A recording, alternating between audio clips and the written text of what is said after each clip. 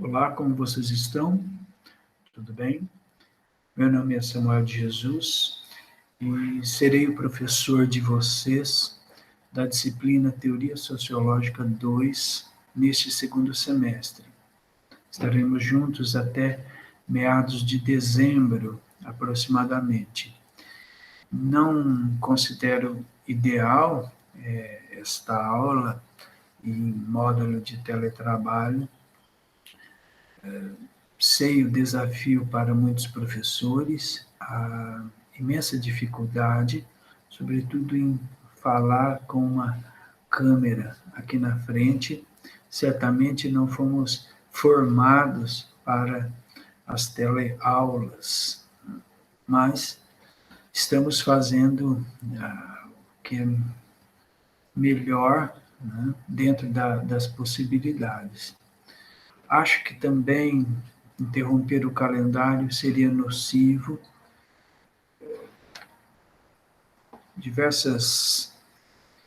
Por exemplo, seria nocivo para os formandos que teriam a sua formatura interrompida e outros problemas. Então, embora não seja ideal, embora seja uma forma de precarização, né, trabalho docente, mas enfim, estamos aqui e faremos o melhor, né, possível. Sobretudo isto em consideração a vocês, né, sobretudo. Muito bem, então, falar um pouco sobre a minha formação, sobre a minha trajetória. Eu coloquei os pés na universidade ali no ano de 1996, graduação em História, do que é hoje a Faculdade de Ciências e Letras, da Unesp de Araraquara. Fiz ali licenciatura e bacharelado entre 1996 e 1999. Entre 2001 e 2003, eu retornei à Faculdade de Ciências Humanas e Sociais, naquele tempo, Faculdade de História, Direito e Serviço Social, da Unesp, Campos de Franca, hoje Faculdade de Ciências Humanas e Sociais, se eu não estiver enganado, o nome é este. Então, entre 2001 e 2003, fizemos o curso de mestrado em História e depois tivemos um hiato entre o mestrado e o doutorado de 5 anos. Nesse tempo, nesses 5 anos, eu pratiquei a docência em nível superior, numa faculdade chamada Dom Bosco, que fica ali no norte do estado de São Paulo, na cidade de Monte Aprazível. Foi uma experiência maravilhosa, né? Uma excelente instituição. E eu retornei à Unesp em 2008, mas agora no campus de Araraquara, para fazer o doutoramento em Ciências Sociais, pelo Programa de Pós-Graduação em Ciências Sociais da Unesp de Araraquara, que nada mais é do que a Faculdade de Ciências e Letras da Unesp de Araraquara. Tanto no mestrado quanto no doutorado, no mestrado eu pesquisei sobre o sistema de vigilância da Amazônia, um complexo de sensores e radares colocados estrategicamente na região amazônica. E o sistema de vigilância da Amazônia era um objeto para eu entender a relação entre os militares e a Amazônia. Na verdade, eu queria entender, né, como os militares se reorganizam no período pós-ditadura militar, na chamada Nova República. E o CIVAM representa uma tentativa de modernização das Forças Armadas. E também a introdução na agenda governamental de alguns projetos de de segurança nacional, como o sistema de vigilância da Amazônia, enfim. No doutoramento, eu pesquisei sobre a projeção do Brasil, a projeção continental do Brasil no mundo, dentro da ideia do gigante, né, brasileiro, enfim, dentro dessa liderança que o Brasil exerce na América do Sul e a sua projeção na geopolítica mundial. Bom, eu entrei, né, fui admitido na Universidade Federal de Mato Grosso do Sul, mediante a concurso público, no ano de 2014. Então, lá se vão 6 anos. Recentemente eu estou lotado no campus de Coxim, mas em transição para a Faculdade de Ciências Humanas da Universidade Federal de Mato Grosso do Sul. E vamos ver quando eu venho definitivamente, mas já estou colocando um pé na faculdade e no curso ao ministrar essa disciplina, Teoria Sociológica 2. Então, o que é o nosso a fazer agora, neste segundo semestre? Muito bem, falando um pouco sobre a minha formação, bom, mas eu preciso dizer que a minha especialidade é na área militarismo, defesa, segurança nacional, internacional. São esses temas que recentemente, eu publiquei sobre a minha organização, né?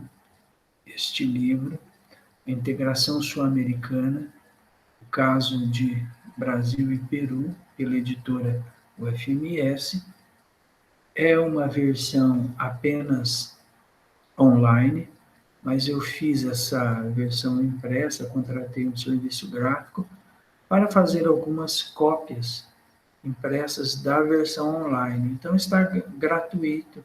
Eu deixei, inclusive, este livro na versão PDF, nos links do Google Classroom. Então, ali eu deixei todos os meus livros, meus 2 livros de minha autoria, minhas participações com capítulos, e este livro que está sob a minha organização. É um livro que fala sobre a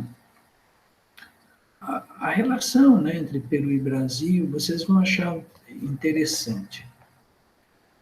Muito bem, então, dito isto, então, vamos ao nosso afazer.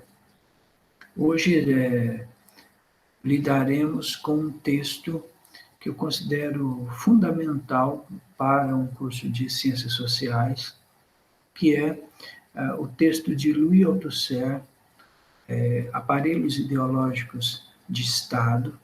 É um livro que eu li há 24 anos atrás, no primeiro ano da minha graduação, onde eu queria encontrar um objeto para pesquisa de iniciação científica e eu li várias coisas, dentre elas Louis Althusser.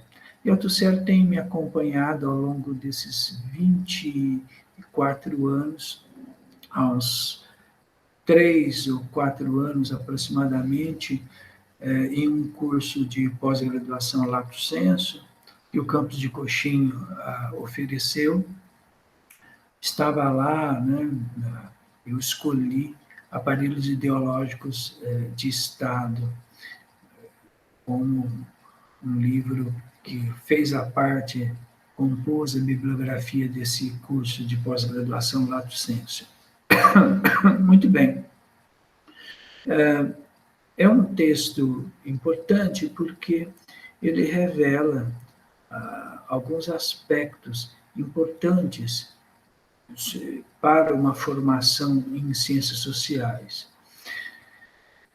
Sobretudo, Althusser irá trabalhar com um aspecto ideológico, mas entendido como um aparato de Estado, ou seja, um aparelho ideológico de Estado. Então, ele vai mostrar a função da ideologia para a manutenção de um status quo. Ou seja, para a manutenção de uma, entre aspas, elite política ou de camadas, de setores, né, sociais que detêm o controle político, o controle econômico, para a hegemonia deste grupo que está no poder.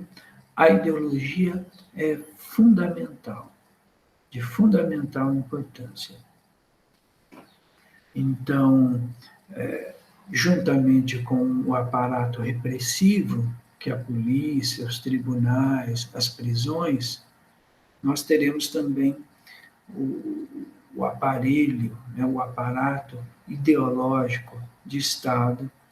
E o aparato ideológico de Estado seria, no caso, a religião, né, embora não estejamos numa teocracia, mas a escola, sobretudo, né? A escola é um aparato ideológico de Estado. As comunicações, né? O setor de comunicação é um aparato ideológico do Estado também, que ajuda a moldar o pensamento, né, da população, do homem público, e molda esta mentalidade ao ponto de garantir um pensamento dominante, né, um senso comum. Então, dito isto, de uma forma introdutória, para vocês saberem do que se trata, nós então poderemos caminhar.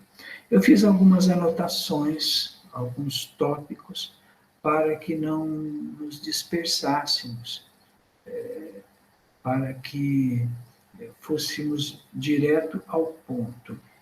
E eu destaquei alguns deles aqui.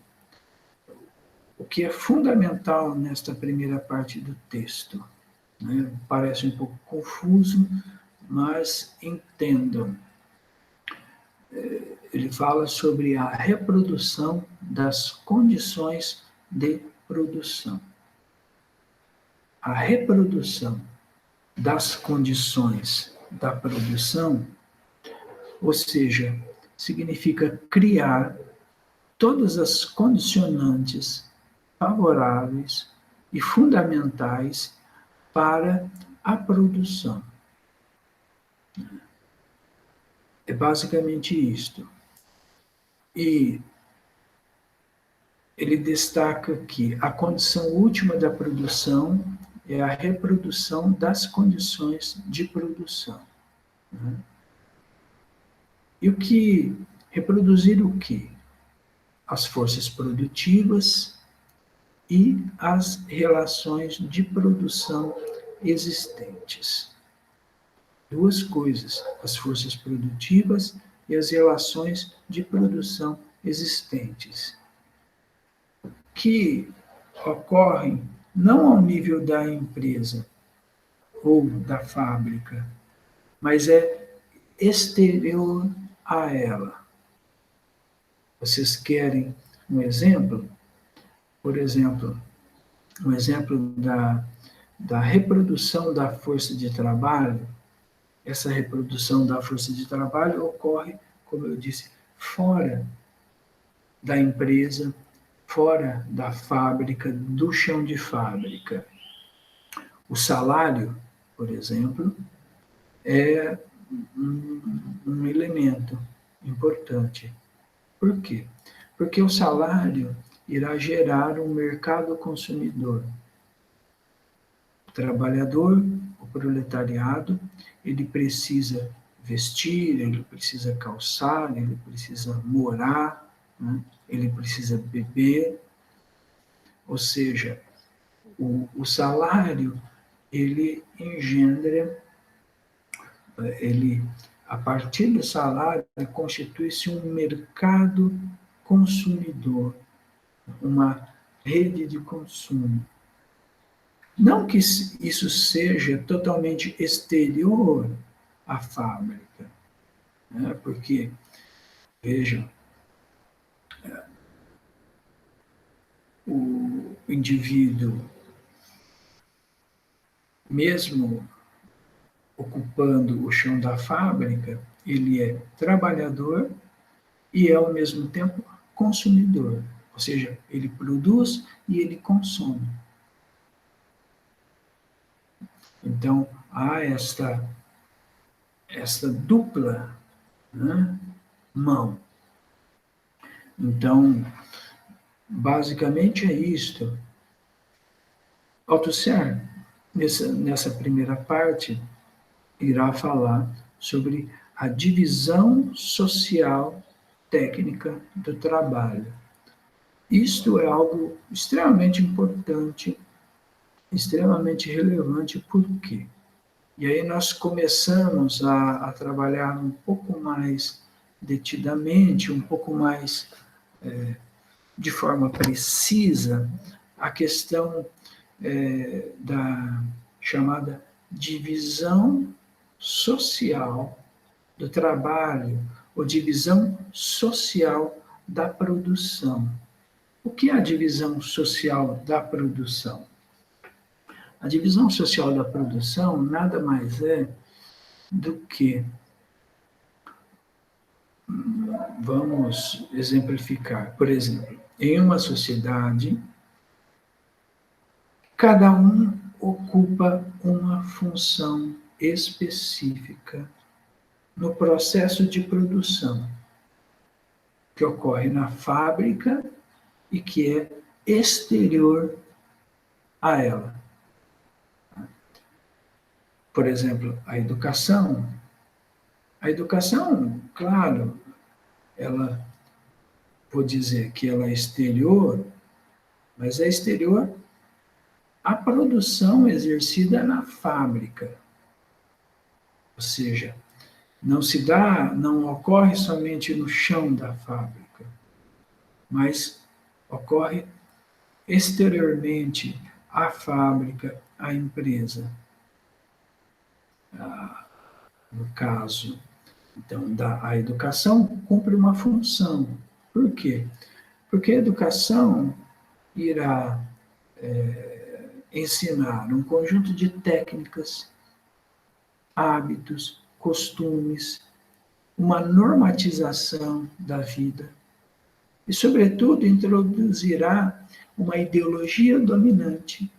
E essa ideologia é fundamental para todo o processo, para a formação de toda a cadeia produtiva. Ou seja, vamos exemplificar uma ideologia voltada ao consumo, por exemplo, onde o valor seja o valor do consumo. É um padrão de conduta que possui íntima relação com aquilo que é produzido na fábrica, né, na empresa, certo? Então, dei uma adiantada um pouco, mas vamos voltar. Essa noção de divisão social da produção ou divisão social do trabalho é algo que está em uma obra deste cara aqui, ó, destes caras, Karl Marx e Friedrich Engels. Isso daqui é uma obras escolhidas, né? Mas eu estou me referindo ao Manifesto do Partido Comunista. No Manifesto do Partido Comunista, Karl Marx irá afirmar o quê? Ou seja, essa noção da divisão social da produção, ou seja, que essa ideia de que cada um ocupa uma função específica na produção social, é a socialização da produção. Cada um ocupa, ou seja, cada um é uma peça em uma grande engrenagem produtiva. E há uma divisão aí social do trabalho. Karl Marx irá dizer em um manifesto do Partido Comunista que a sociedade se divide entre explorados e exploradores. Isto ao longo da história, desde as pirâmides, da construção das pirâmides do Egito, o faraó era o opressor e os hebreus eram o povo oprimido, explorado. Durante a Idade Média, o senhor feudal era o explorador e os servos, os laboratores, a camada explorada da sociedade. E no mundo contemporâneo seria o capitão da indústria e o proletariado, né? O capitão da indústria seria a camada que explora o trabalho e o proletariado seria a camada explorada da sociedade. Isso dito bem a grosso modo. Né? Eu vou ler um trechinho inicial do Manifesto do Partido Comunista para que eu não seja tão raso e para que nossa aula ganhe uma profundidade nesse momento que eu explico para vocês o que é essa divisão social do trabalho. Marx e Engels afirmam o seguinte: burgueses e proletários, até hoje, a história de todas as sociedades que estiveram até nossos dias tem sido a história da luta de classes. Olha só, até hoje a história de todas as sociedades que existiram até os nossos dias tem sido a história da luta de classes. Homem livre e escravo, patrício, plebeu, barão, servo, mestre de corporação e companheiro, numa palavra, opressores e oprimidos. Em constante oposição, tem vivido uma guerra ininterrupta, ora franca, ora disfarçada, uma guerra que terminou sempre ou por uma transformação revolucionária da sociedade inteira, ou pela destruição das suas classes em luta. Ou seja, então, ele deixa de forma clara essa divisão da sociedade em classes, opressores e oprimidos. Isso é fundamental porque nós podemos pensar, a partir dessas premissas, essa divisão social da produção, essa divisão social do trabalho, ou seja, há uma hierarquização social, a formação de uma hierarquia social, e com estratos e camadas dominantes e camadas de dominados. Muito bem. Então, acho que a partir daí nós podemos continuar. Desculpa. Nós podemos continuar um pouquinho. Bom, porque eu estava falando da divisão social técnica no trabalho. Ou seja, é uma divisão social e técnica. Cada um ocupa uma função do sistema produtivo. Isso é importante perceber do ponto de vista da sociologia. Por quê? Porque a visão marxista, e tanto de Marx quanto de Engels, a visão que eles têm da formação, da constituição da sociedade moderna, é basicamente isto, ou seja, uma divisão social, uma divisão social técnica do trabalho, ou seja, a sociedade se organiza em torno da produção.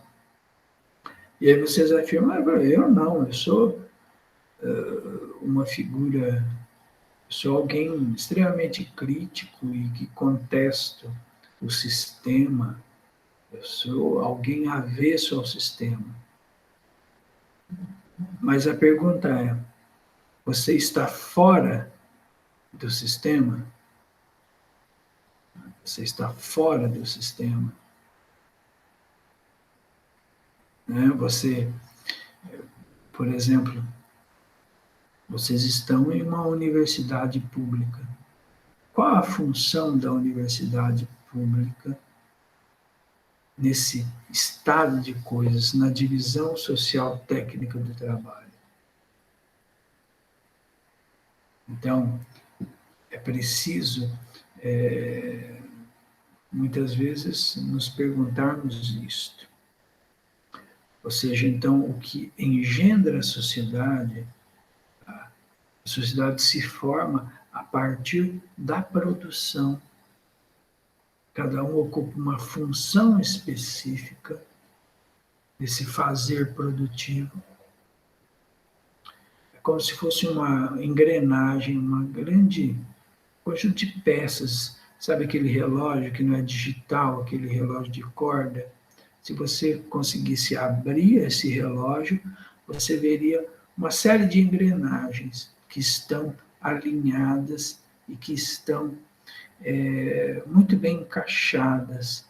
E quando você dá a corda, aquele mecanismo, cada mecanismo se complementa e opera para que o relógio, né, percorra um ciclo, em um ritmo e um tempo preciso. Acho que uma grande. Se eu fosse escolher uma imagem para que fosse a representação dessa sociedade, esta seria a imagem, né, de um relógio de corda, né, onde cada um de nós fôssemos essa peça dessa engrenagem social.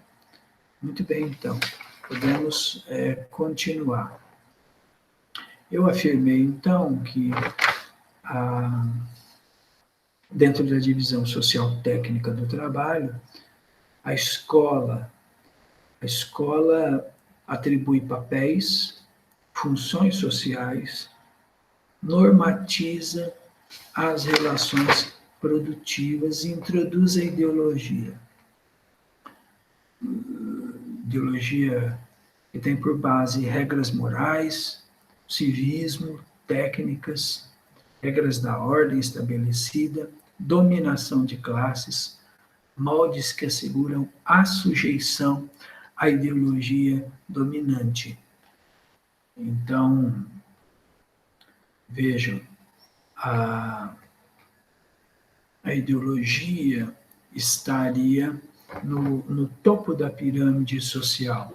Nós teríamos a ideologia, a estrutura, que é o direito e o Estado. Nós teríamos a estrutura, nós teríamos a ideologia, nós teríamos a ideologia, né, dentro de uma sociedade piramidal, nós teríamos no cume a ideologia, certo? Nós teríamos no meio a superestrutura, que é o direito, o Estado, e nós teríamos na estrutura ali a economia. Então, dentro de uma sociedade que envolve a estrutura e a superestrutura, a ideologia estaria no cume desta pirâmide social. Muito bem. E a ideologia, ela é introduzida pela escola.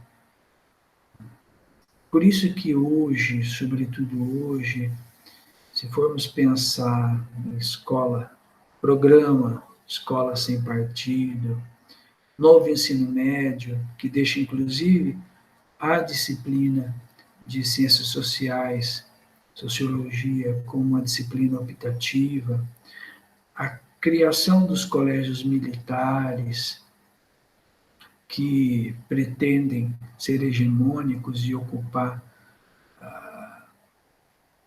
e ser hegemônico na educação brasileira, os colégios militares, tudo isso é uma tentativa, né, da elite, dessa nova elite, sobretudo a extrema-direita, de ocupar a seara ideológica.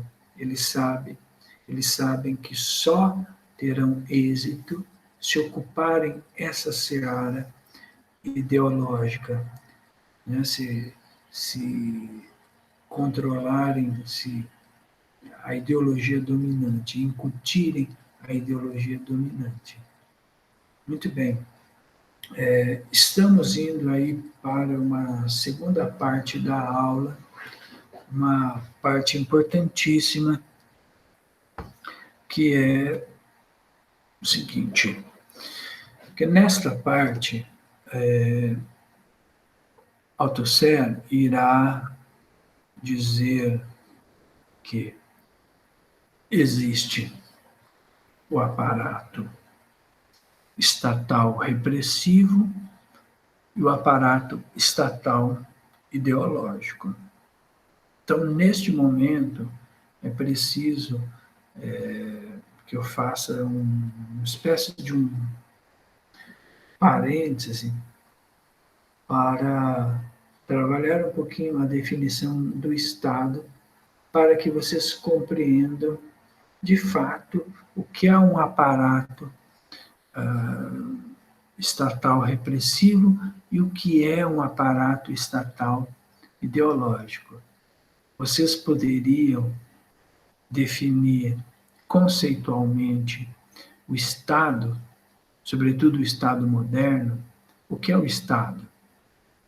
Definam em 3 autores. Vocês poderiam fazer isto? Definir em 3 autores clássicos? Definir Estado em 3 autores clássicos? Pois é. Isto é fundamental. Quando eu fiz o meu exame de mestrado, a entrevista, a professora falou para mim, Samuel, professora da banca, né, que estava me entrevistando, defina Estado em 3 autores. Uau! Aí eu não me lembro de todos. Eu me lembro de Rousseau e me lembro de Thomas Hobbes. Eu não me lembro se foi Maquiavel o primeiro, mas enfim, vamos lá. Para que vocês entendam, então, o que é o aparato repressivo e o aparato ideológico, o aparato estatal, é preciso que vocês tenham noções do que vem a ser o Estado moderno. Bom, o Estado moderno, ele surge, veja, não estou falando da cidade-estado, como a cidade-estado grega, Esparta ou Atenas. Eu estou falando de um Estado moderno que é a reunião de várias regiões distintas, ou seja, antigos feudos, que esses feudos foram conquistados pelo rei, que, com o dinheiro da burguesia, financiou mercenários, soldados, e foi conquistando feudo a feudo, ao ponto de centralizar o poder em torno da sua figura. Este é o monarca absolutista, também chamado de déspota esclarecido. É uma figura que começa a estar presente, sobretudo na Baixa Idade Média, como oriundo da crise do sistema feudal. A Baixa Idade Média, vocês sabem, é um período já de crise do sistema feudal, porque o feudalismo, o feudo como uma unidade econômica, política, social, cultural, começa a se fragmentar devido ao renascimento urbano, ao renascimento comercial. Então, é um período de transição. E este enfraquecimento dos feudos possibilitará a conquista deles pelo rei e com o dinheiro da nova classe nascente, que é a burguesia, E o que é o país? O que é o Estado-nação? O Estado-nação nada mais é do que a unificação de mercados. Porque para a burguesia não era interessante os feudos. Porque cada feudo tinha um peso, tinha uma medida, tinha uma taxa distinta. Para a burguesia era melhor unificar os mercados, unificar as diversas regiões. Porque uma vez centralizado, teria uma moeda só, um peso só, uma política, né, monetária, de valor. Então, nada mais é o país do que a unificação de mercados.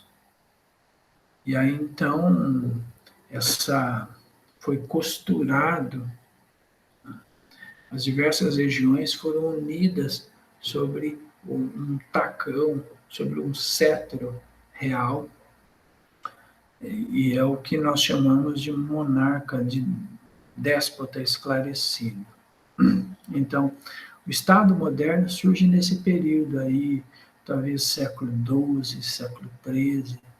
Portugal e Espanha são os primeiros estados absolutistas, basicamente isso já no século XII, no século XIII. Evidentemente que o século XV é marcado por algumas figuras, como Henrique VIII, Inglaterra, sua filha Elizabeth I, na França, Luís XIV, né, que dizia o Estado sou eu, enfim. Então, o Estado ele surge, né, neste momento, né, já um momento de superação do feudalismo e unificação de diversas regiões em torno de um poder real. Enfim, então, este é o Estado. 3 autores básicos que conceituariam o Estado moderno: Maquiavel primeiro, o Florentino Maquiavel, que escreveu uma espécie de como falo, de um caderninho com diversas regras, onde ele dedicou ao soberano Piero de Médicis, se eu não estiver enganado, o nome é este, onde ele afirma logo na introdução que foram conhecimentos sobre a política que ele adquiriu como funcionário do Estado de Florença por muitos anos, e que se fosse seguido aquelas regras, Piero de Médici, o que ele chama de o príncipe, poderia criar uma situação favorável para a sua manutenção no poder. Maquiavel, ele observa que a política deve ser vista no seu aspecto racional, ou seja, para ver a política, para entender a política, é preciso se desvencilhar da moralidade, da ética, ou seja, a política é um cálculo racional. Maquiavel é o primeiro desenho, né? Talvez seria a primeira definição do que é o Estado moderno, um Estado racional, um Estado frio, um Estado que calcula os meios para se chegar a um fim, a uma finalidade. Ou seja, Maquiavel fala, o soberano deve estabelecer o equilíbrio entre amar e ser odiado. Então, se vocês não leram Maquiavel, leiam. Um outro autor que eu destacaria é Thomas Hobbes, em O Leviatã, onde ele afirma que a tendência das sociedades é rumarem para o caos. Ele fala, o homem é o lobo do homem. Então, para Thomas Hobbes, era necessário um poder absoluto que fundisse o poder privado e o poder público, ou seja, o soberano absolutista, além de governar, ele criaria as leis e ele aplicaria as leis. Ou seja, não haveria como ocorre nas democracias, nas repúblicas, uma divisão tríplice do poder. Ou seja, o poder executivo, o poder legislativo e o poder judiciário. Não, o monarca absoluto, ele reúne tanto o poder executivo, quanto o poder legislativo, poder judiciário. Então, Thomas Hobbes vale a pena a leitura também. E um terceiro autor que eu destacaria é um iluminista, Jean-Jacques Rousseau, em Um Contrato Social, e também destacaria Montesquieu, O Espírito das Leis, Rousseau, em O Contrato Social, ele afirma que, ao contrário de Hobbes, todo poder emana do povo. Em Hobbes, todo poder emana do rei. O rei como ungido, como escolhido por Deus. Isso em Hobbes. Em Rousseau, ocorrerá uma dimensão pública em relação a que é o contrato social, onde, se todo o poder emana do povo, caberá a este povo, escolher um representante, um delegado, que tem como missão zelar pela coisa pública.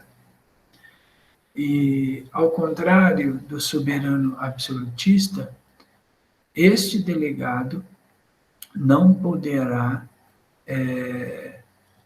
exercer o seu poder privado.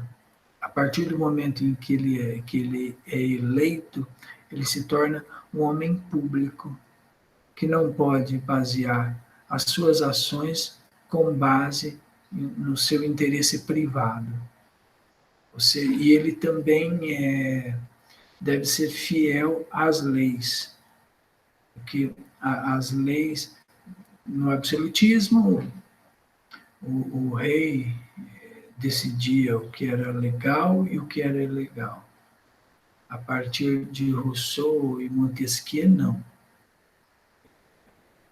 Existem normas, regras gerais e que devem ser seguidas por todos, inclusive por este delegado, que possui o poder público e que tem como missão, uma vez delegado, de zelar pela coisa pública. É o que seria o Estado democrático. E aí o poder ele é tripartite. Ao contrário do absolutismo, o poder é dividido entre poder executivo, governa no Estado, o poder legislativo, que cria as leis, e o poder judiciário, que aplica as leis. Os três poderes se vigiam. É o que chamamos de Estado democrático. Então, temos talvez 3 formas de Estado. Um principado, Maquiavel, o absolutismo em Thomas Hobbes e a república ou a, a democracia, o contrato social em Rousseau e Montesquieu. Então, 3 definições elementares aí do Estado, certo? Então, voltando ao aparelho ideológico de Estado e o aparato repressivo. Vocês observaram que em Maquiavel, que em Hobbes e Rousseau, nós temos 3 variações, 3 variações distintas do que vem a ser o Estado. O Estado não é uma coisa só. A, a natureza do Estado muda de acordo com o tempo e de acordo com o poder. Quando o poder se desloca, muda também a configuração estatal, no caso. Muito bem. Então, o Estado, voltando para Althusser, é uma máquina de repressão que permite às classes dominantes assegurar sua dominação sobre a classe operária para submetê-lo à mais-valia. Esse Estado seria um Estado mais parecido com Hobbes ou com Rousseau?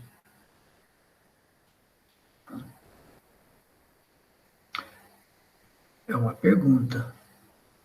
Então, o Estado, por que eu estou dizendo isso? Porque o Estado não é algo também, como eu diria, o Estado não é algo, não é uma coisa só. Como eu disse, o Estado, existem variações no tempo da natureza do Estado. Então, aqui nós estamos, de acordo com Karl Marx, lidando com o Estado burguês. Por que o Estado burguês? Porque a burguesia detém a hegemonia, o controle deste Estado. É o Estado burguês, por excelência. Mas e a democracia, professor? Pois é, devemos pensar sobre isso, né? A democracia é burguesa também, possui uma natureza burguesa. Então vocês devem prestar atenção nisto. Mas também, mesmo a democracia possuindo algumas limitações, ou várias limitações, nós temos que pensar qual a democracia queremos, qual a democracia ideal. Ou seja, mas pensando o seguinte: se desejarmos uma ruptura, talvez o que tenhamos no lugar da democracia ou é uma ditadura burguesa ou uma ditadura operária popular, a ditadura do proletariado. Porque a democracia ela é eminentemente burguesa. E nós estamos em uma ordem burguesa e o Estado é um Estado burguês, quer você queira ou não. Bom? Ou seja, então todos nós somos de alguma forma burgueses.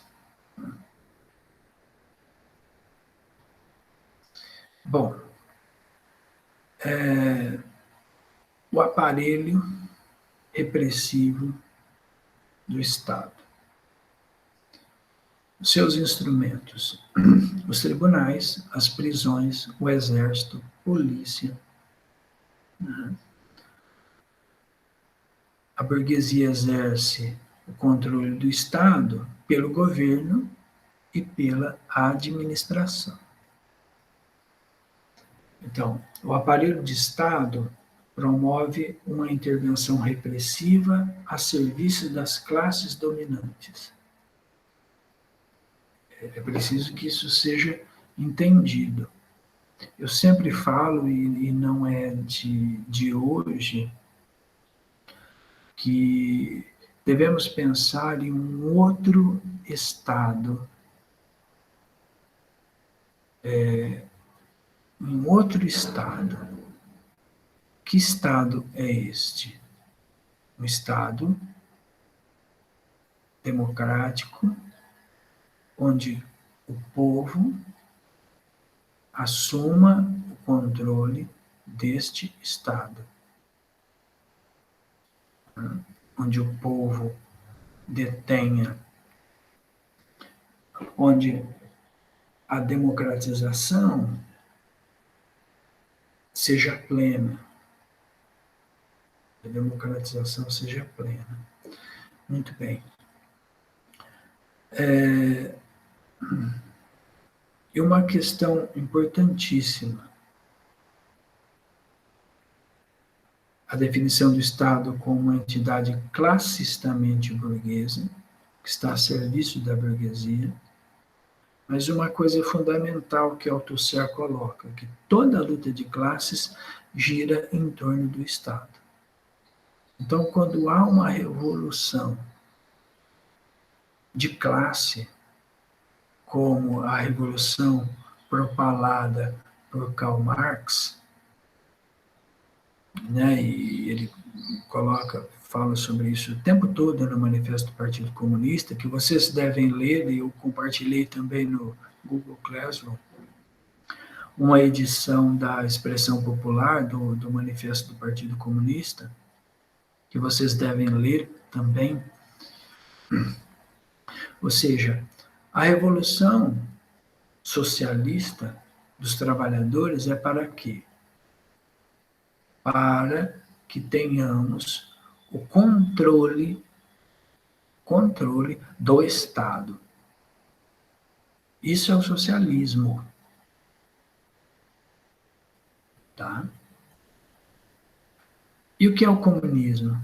O comunismo é a etapa seguinte. Como assim? O comunismo prevê a dissolução do Estado e a formação de comunas, de comunidades de autogestão. É isso que querem os comunistas.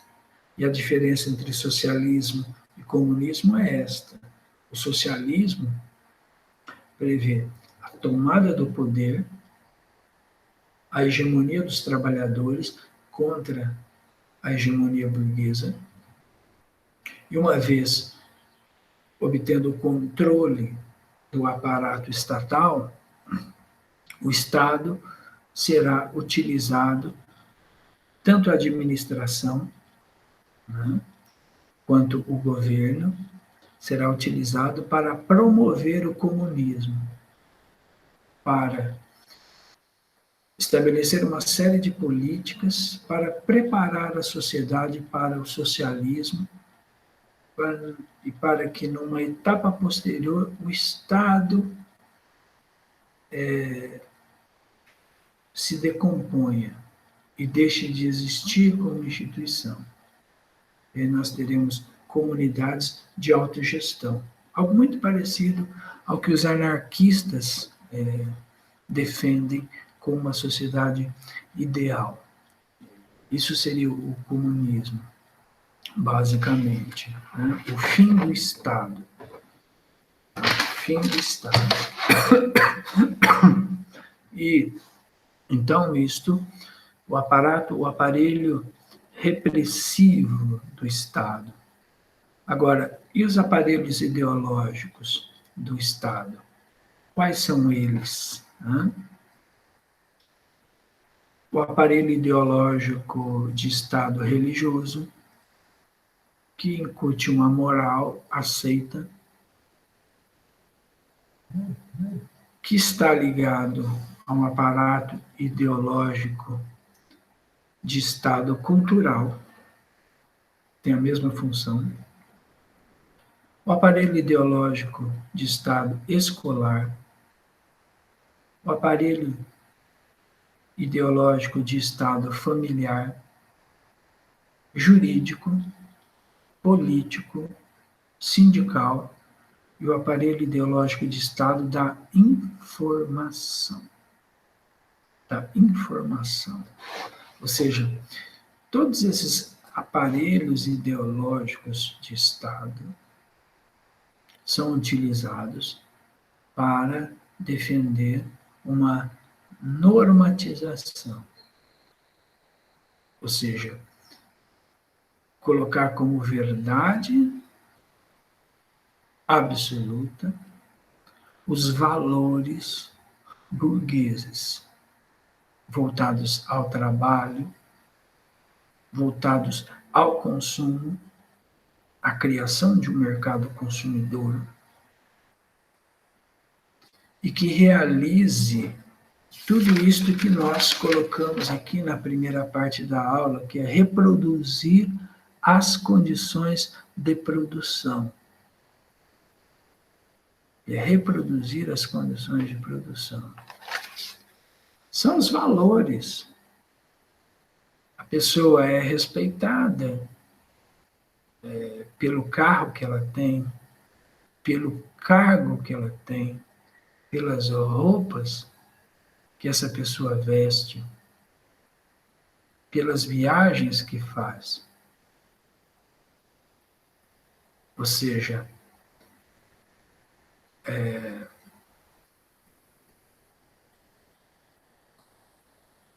as pessoas se definem pelo consumo.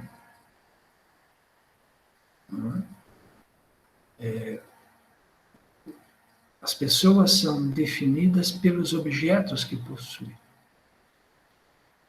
não pelo que pensa, não pelo que sente, não pelo seu caráter, mas pelo que sente, pelo que consome. O indivíduo se torna coisa, se coisifica. Não há sentimento, é o desencantamento do mundo.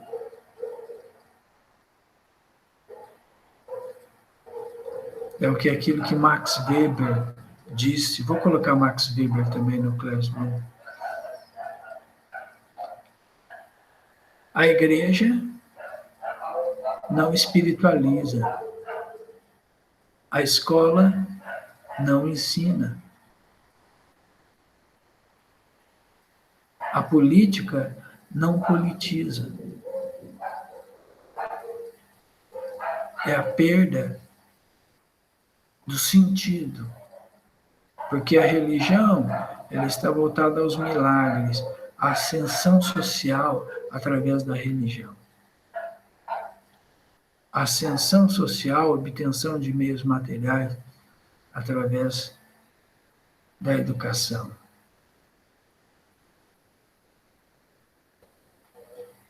Vocês entendem? Basicamente. E a política, como a política voltada não à esfera pública, aquilo que Rousseau está lá no pacto social, no contrato social, cujo delegado tem que zelar pela coisa pública, que é de todos. Parece-me que quando na França pós-revolucionária, quando os jacobinos são derrotados, os jacobinos, a baixa burguesia, que promoveu a reforma agrária, a instrução, a educação, promoveu a educação pública, deu pão ao povo, mas que também mandou todos os líderes da revolução para a guilhotina, quando Robespierre é guilhotinado também por um contragolpe dos girondinos, que é a alta burguesia, né?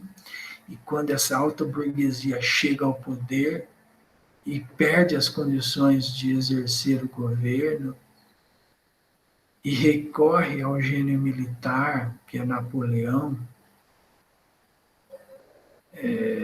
isto ainda paira sobre as nossas cabeças, porque isso representa, de certa forma, no caso específico da França, uma conversão do Estado pela alta burguesia. Isso pode ser visto nas independências latino-americanas. O povo não fez parte, até fez parte, mas não, o povo não decidiu. O povo não era a elite decisória dessas revoluções. Foram eminentemente revoluções burguesas. Na América Espanhola, promovida pela elite crioula, que era uma elite que tem os seus descendentes de origem espanhola, mas que é nascida na América, são americanos, nascidos na América. Quando a dinastia dos Bourbons estabelece as intendências e, por decreto régio, define que apenas os chapetones, que apenas os nascidos em Espanha poderiam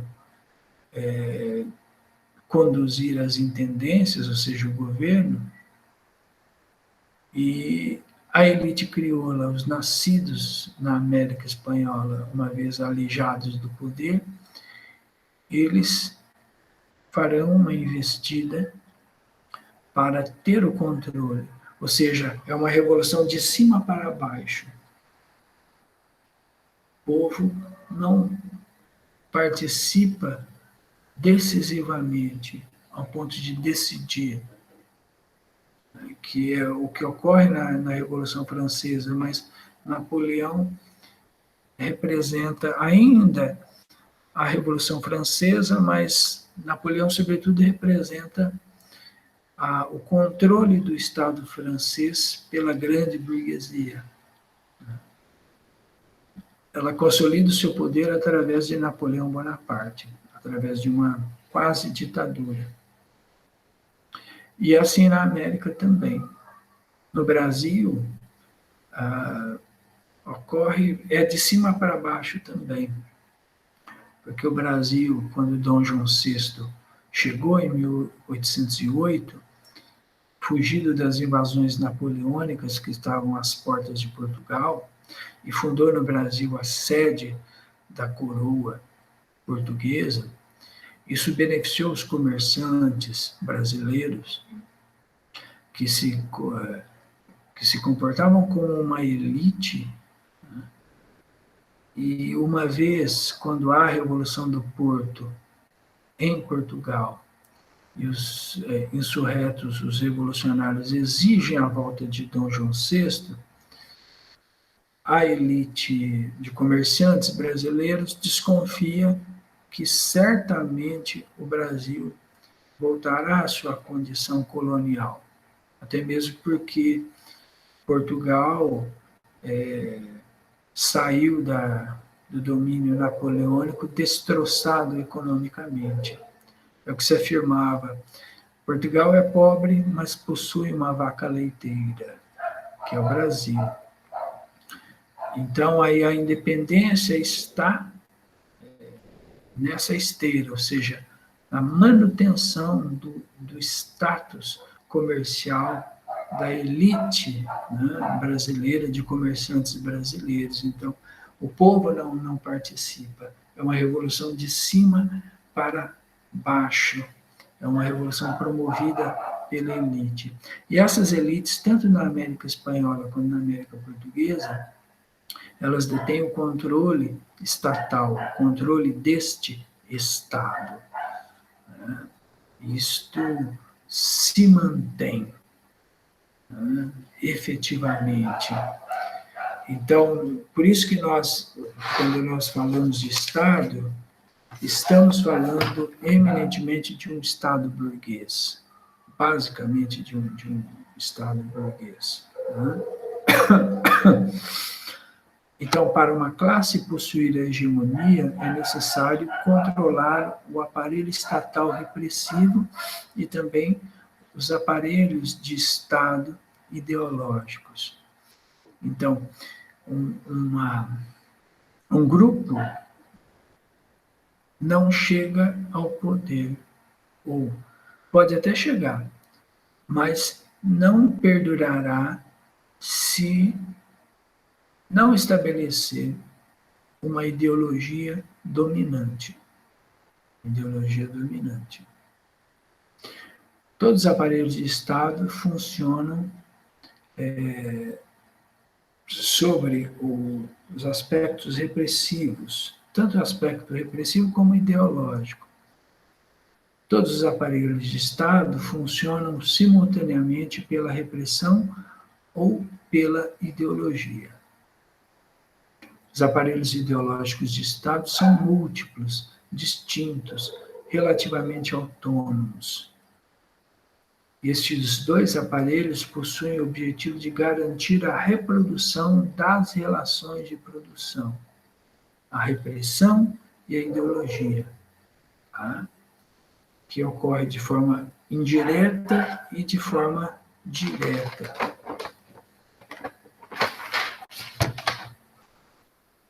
Bom, o aparelho da informação é a imprensa, o rádio, a televisão, que incute o nacionalismo, valores, né, nacionalistas, liberalistas, do liberalismo, o moralismo. Né? E o papel do professor contra a ideologia do sistema, no saber histórico. Há uma questão, por exemplo, existem, o que ele quer afirmar aqui, que existem professores críticos, mas que eles são poucos e não são hegemônicos na seara da educação.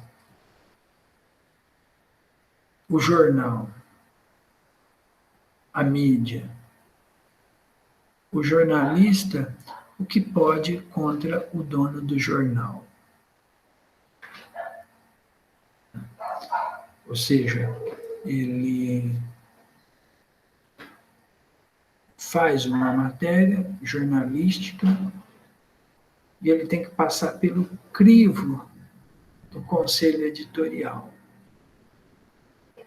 E muitas vezes não é de interesse do dono do jornal que aquela notícia seja divulgada. E uma outra coisa,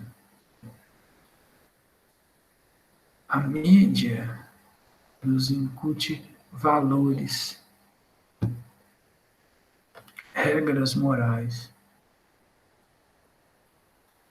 Isso ocorre, por exemplo, através das novelas, através do noticiário.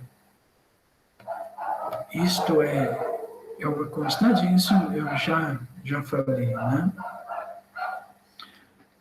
Uma outra afirmação importante, e aí já indo para uma finalização da aula, uma afirmação fundamental, mas antes vocês vão aguardar um momentinho que eu vou pegar um café quente.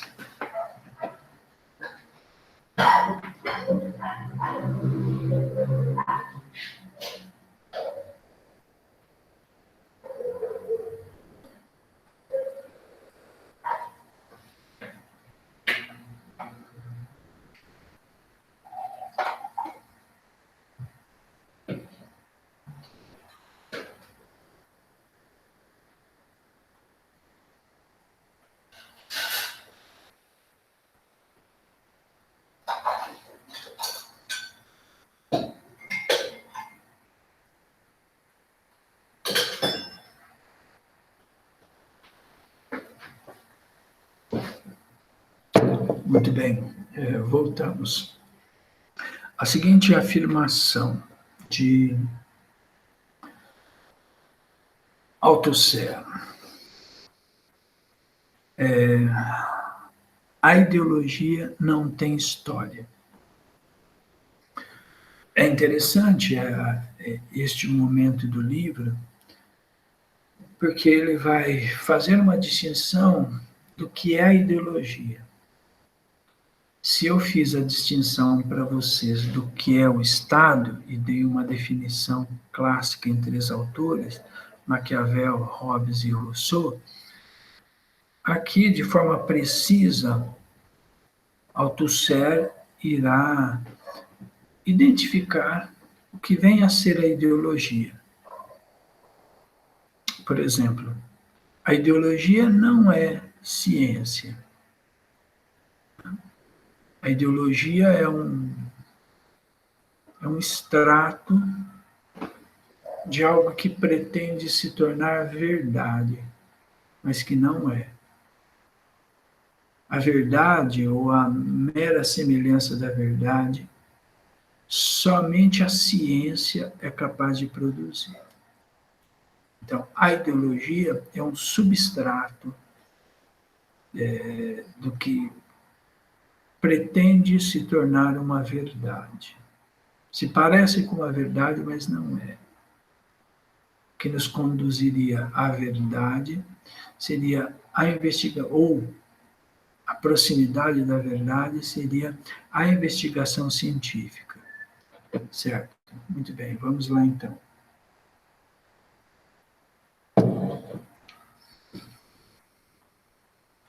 A ideologia como pura ilusão, sonho, isto é nada, afirma Karl Marx em A Ideologia Alemã. A ideologia como construção imaginária não é nada mais do que puro sonho. Ou seja,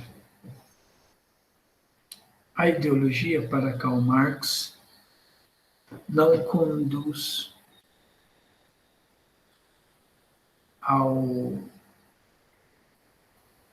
a ideologia, o que é um ponto frágil da obra marxista. Porque Karl Marx afirma, dito a grosso modo, que a ideologia não determina as condições materiais, não determina a produção material. Esta é uma discordância de Althusser em relação a Karl Marx. E Althusser chama atenção para este aspecto. Ou seja, Althusser fala, sem a ideologia, o Estado não pode subsistir.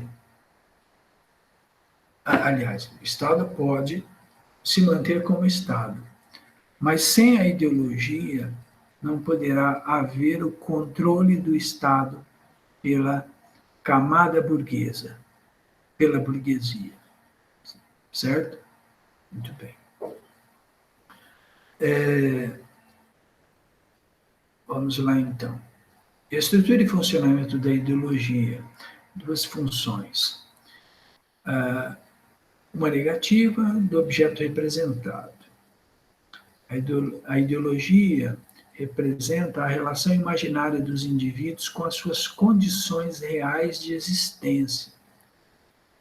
A ideologia representa a relação imaginária dos indivíduos com as suas condições reais de existência. Ao afirmar isto, ou seja, Althusser está dizendo que, olha, a ideologia, ao contrário do que afirma Karl Marx, que se considera sonho, pura ilusão, embora seja sonho, seja pura ilusão, a ideologia tem um impacto nas condições reais de existência do indivíduo. Ou seja, a ideologia, embora seja sonho, seja imaginário, não seja algo concreto, material, ela exerce uma influência sobre o indivíduo. Ou seja, impele o indivíduo com base em ideologias a executarem determinadas ações.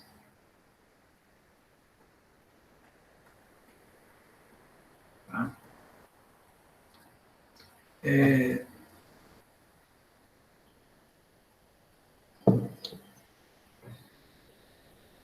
Karl Marx fala da ideologia na obra A Ideologia Alemã ou As Teses de Feuerbach, que é um livro que eu compartilhei no Google Classroom. Esses livros que eu compartilhei, exceto os meus, que eu deixei lá no Google Classroom, a título de curiosidade, caso vocês queiram ver e investigar, aquilo ali é optativo. Né? Eu coloquei ali porque meus professores também não divulgavam os seus livros. E às vezes nós estávamos na biblioteca e nós nos deparávamos com os livros dos nossos professores. Então, por isso que, uma vez professor, nós vamos fazer diferente. Aí eu coloquei no Google Classroom ali os livros, os meus livros, né, as minhas participações em capítulos, livros organizados por mim, enfim. E aí, então, perdi um pouco do fio da meada, mas vamos retomar. A ideologia, então, possui uma influência no indivíduo, e esse indivíduo, com base nesta ideologia, promove algumas ações, ou possui alguns comportamentos. Esse indivíduo ele é direcionado, ele é dirigido por ideologias. Tá? Isto é autocerto. Karl Marx afirma que a ideologia é pura ilusão, puro sonho, em A Ideologia Alemã, que é um livro, se eu não me engano, uma edição da Martins Fontes, da editora Martins Fontes, que está no Google Classroom, em PDF, para vocês baixarem e lerem. Eu ia dizer isso para vocês. Embora esses livros que eu compartilhe sejam livros, no caso do Manifesto do Partido Comunista e no caso do livro A Ideologia Alemã, os dois de Karl Marx,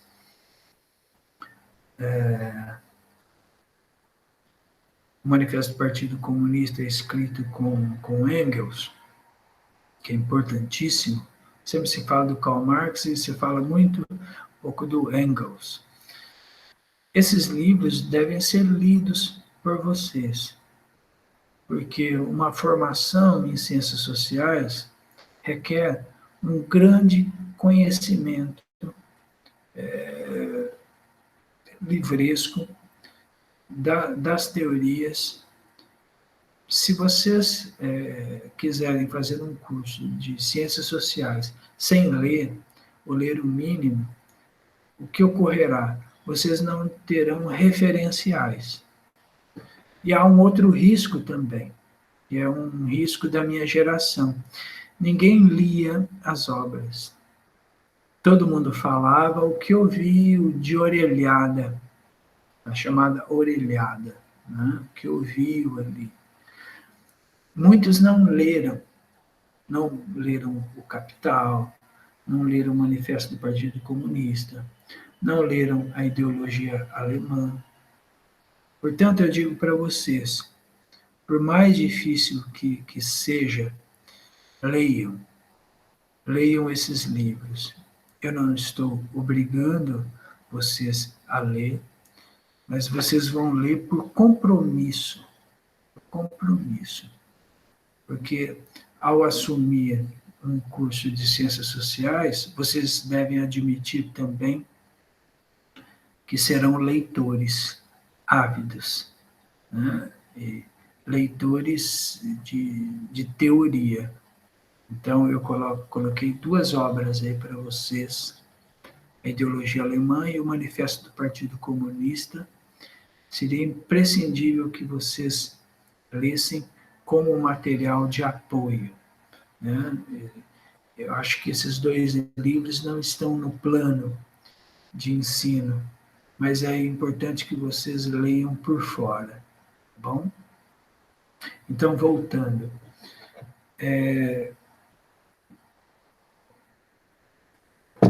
Althusser refuta a afirmação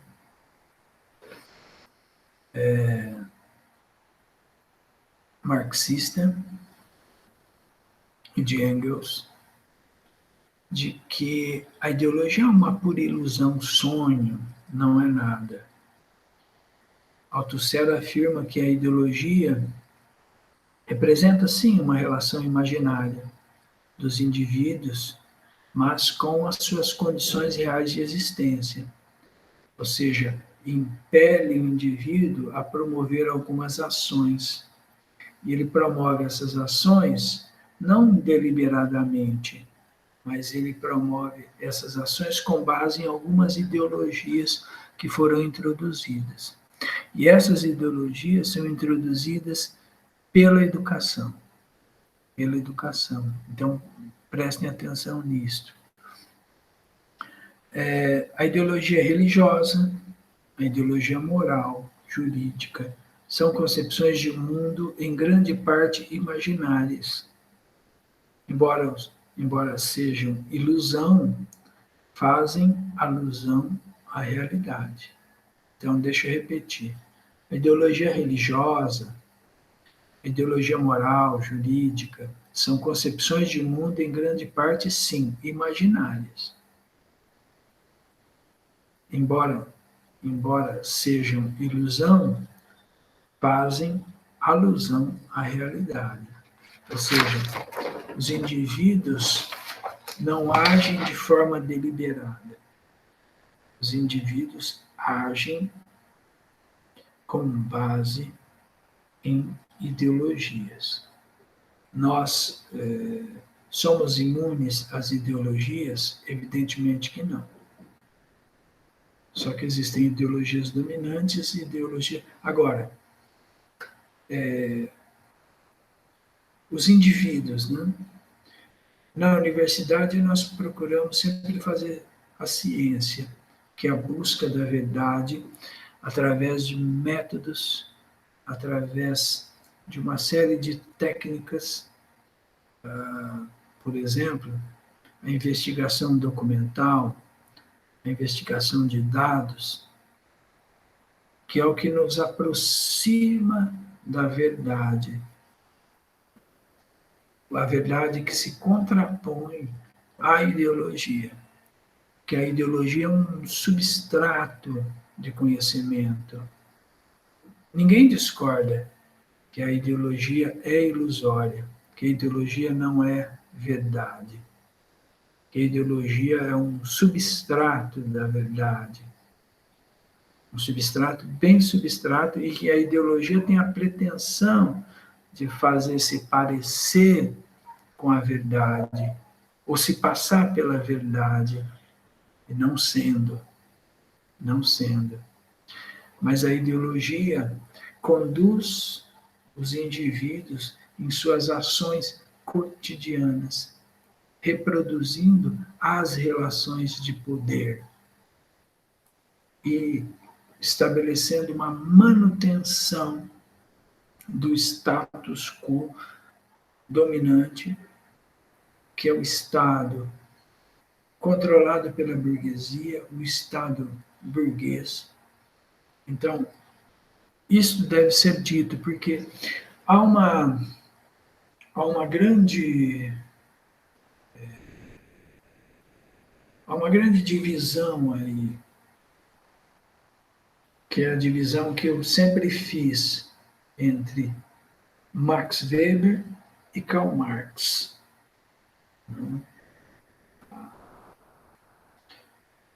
A tese weberiana, ela encara uma dimensão, que eu diria talvez ideológica. Em A Ética Protestante, o Espírito do Capitalismo, por exemplo, Weber irá dizer que as religiões, entre elas o calvinismo, é fundamental para o estabelecimento do capitalismo, para a manutenção do capitalismo. Vejam vocês, isso está em Manifesto, desculpa, isso está em A Ética Protestante e o Espírito do Capitalismo. Porque Karl Marx vai falar que só as condições reais, que são as condições materiais, pode mudar a realidade. Por isso que os marxistas sempre se utilizam da ferramenta da análise econômica e da outra ferramenta da análise social. Porque a análise econômica são, para os marxistas, a análise das condições reais. Os marxistas não se ocupam dos estudos que envolvem a subjetividade. E, inclusive, Karl Marx refuta Hegel a todo momento. E essa é uma grande discussão. Uma grande discussão. Agora, é preciso dizer que, se formos considerar a teoria marxista, bem de forma precisa, deveremos, tudo que envolve a cultura, a dimensão cultural, não deve ser, sobretudo a religião, não deve ser estudado, não deve ser considerado como algo relevante. E quando nós lidamos com essas dimensões culturais, nós estamos falando de alguns objetos de estudo que envolvem identidade, por exemplo. E a questão da identidade abre um leque para a discussão das questões de gênero, das questões comportamentais.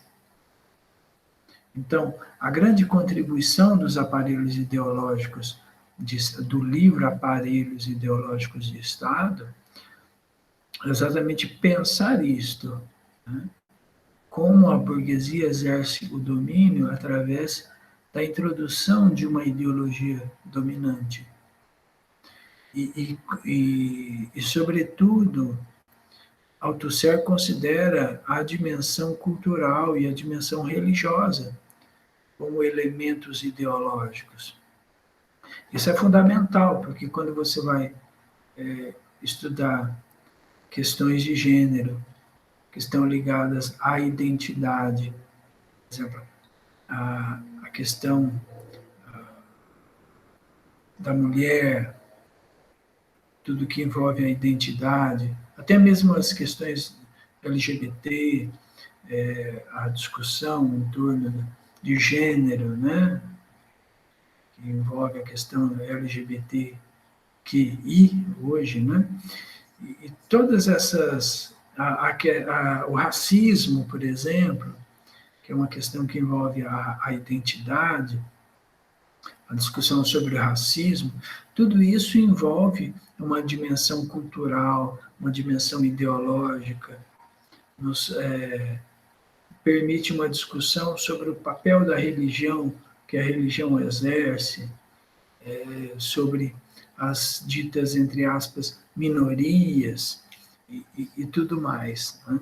Então, dentro da seara marxista, essas discussões sobre identidade, elas não são possíveis, ou são muito difíceis, mas a partir dos aparelhos ideológicos de Estado, sobretudo a Weber, a teoria weberiana, que também fará uma investigação sobre a religião, sobre o papel da religião na modernidade, e aí na ética protestante, o espírito do capitalismo, dizendo que a ética protestante faz parte do espírito capitalista de acúmulo, né, de lucro, aí o calvinismo tendo uma função elementar sobretudo na manutenção do capitalismo. Weber também abre não é nem uma janela, é uma porta para os estudos culturais, né? Sobretudo a religião não seria, talvez para Weber, o ópio do povo, né? Muito pelo contrário, assim como para Althusser, a promoção de uma ideologia dominante que é fundamental para a manutenção da burguesia no poder, através dos aparatos repressivos, do aparelho repressivo, tribunal, justiça, prisões, polícia, e os aparatos ideológicos, a comunicação, a mídia, a religião, sobretudo a religião e a educação, e a cultura, tá? Como algo elementar e fundamental para a manutenção aí, do poder, né, dessa camada dominante. Muito bem. Então, a ideologia leva os homens a praticarem ações concretas. A ideologia leva os homens a praticarem ações concretas que influenciam na produção humana, ou seja, implica em resultados materiais. A crença no dever, na justiça, reduz a ideologia a ideias, levam a um comportamento material.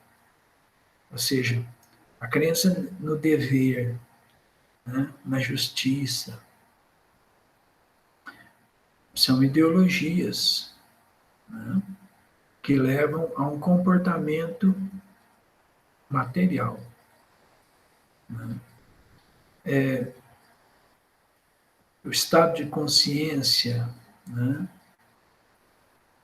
os atos, a prática material, e, sobretudo, fazer as coisas em função do que acredita.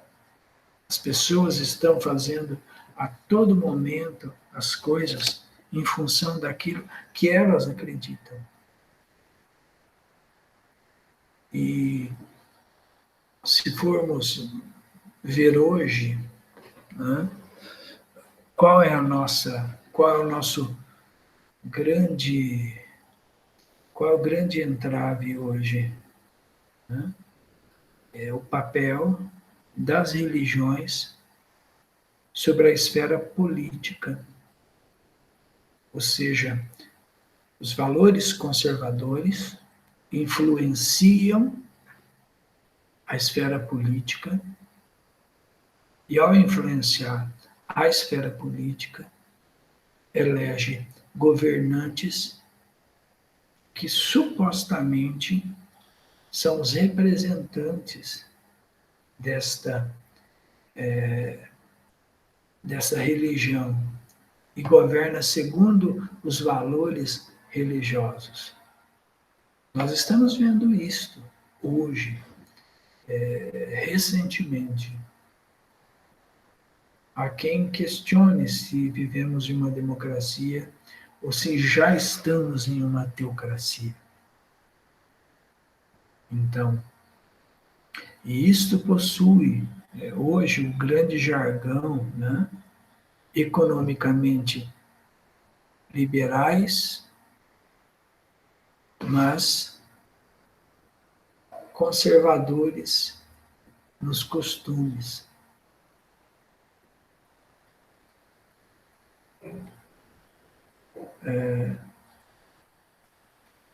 Liberais, mas conservadores nos costumes.